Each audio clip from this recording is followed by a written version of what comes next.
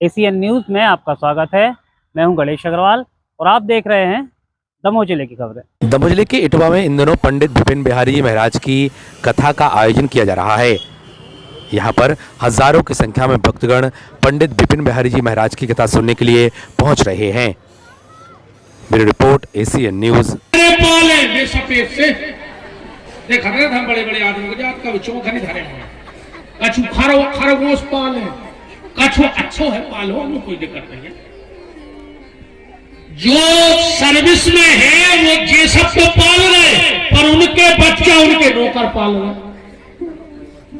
हाँ? सर्विस वालों के बच्चे उनके नौकर पाल रहे और सर्विस वाले खरगोश ताली बजा रहे हैं तुम्हारा मास्टरों के लिए। बताओ 100-200 मोड़ी मोड़ा बैठिए कि स्कूल के बाल बच्चों खड़ो हुआ है।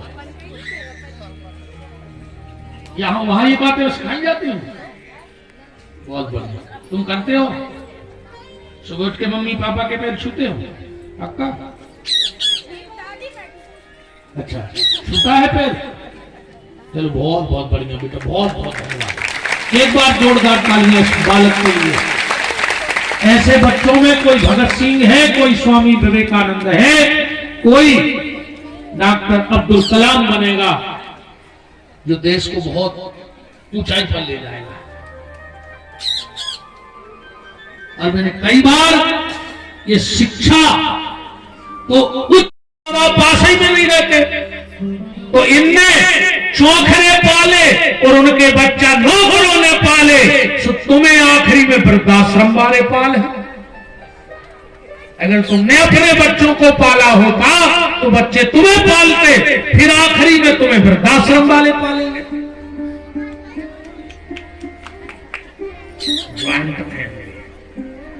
और आजकल तो सरकार भी कह रही हम दो हमारे दो और बहुदत्ता को घर से निकाल दो।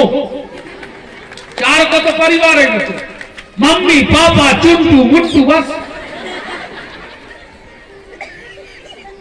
परिवार चार का नहीं होना था, हम दो हमारे चार, एक बेटा एक बेटी और बूढ़े माँ बाप।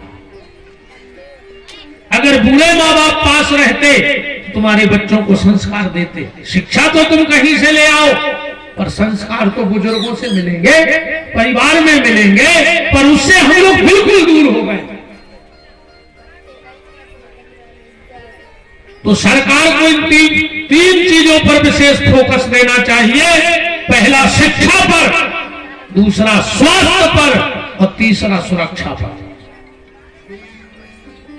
ज्यादा से ज्यादा पैसा देश का खर्च तीन कामों में हो, शिक्षा में, स्वास्थ्य में और सुरक्षा में। नंद बाबा गए टैक्स जमा, कुर्सी पर बैठे हुए लीडर हैं, उन तक अगर मेरी बात पहुंच जाए तो निवेदन है कि तुम देश में राशन फ्री मत बांटो। अगर फ्री करना है तो शिक्षा और स्वास्थ्य को फ्री कर दो। बस शिक्षा को फ्री कर दो और स्वास्थ्य को फ्री कर दो। राशन फ्री है ठीक है, पर शिक्षा पर और दवाई पर से जीएसटी हट जानी चाहिए। फ्री हो जाना चाहिए शिक्षा को और स्वास्थ्य को। और आप सबसे निवेदन है, अगर तुम्हारे घर में एक थाली है, अगर तुम्हारे घर में एक थाली है तो बेच देना। हाथ पे रोटी धर के खाना तुम लोग। अगर एक थाली है तो बेच देना, हाथ पे रोटी रख के खाना, पर वो थाली बेच के एक किताब लाके अपने बेटे को जरूर दे देना, वो तुम्हारे लिए महल खड़े कर देगा। अपने बच्चे के पांव में जूते लाना चाहे मत लाना, पर अपने बच्चों के हाथ में किताब जरूर दे देना। बच्चों को पढ़ाना जरूर, हर चीज औकात में रह के करना। हैसियत से महंगा भोजन मत करना, हैसियत से ज्यादा कहीं घूमने मत जाना, हैसियत से ज्यादा कोई महंगा कपड़ा नहीं पहनना।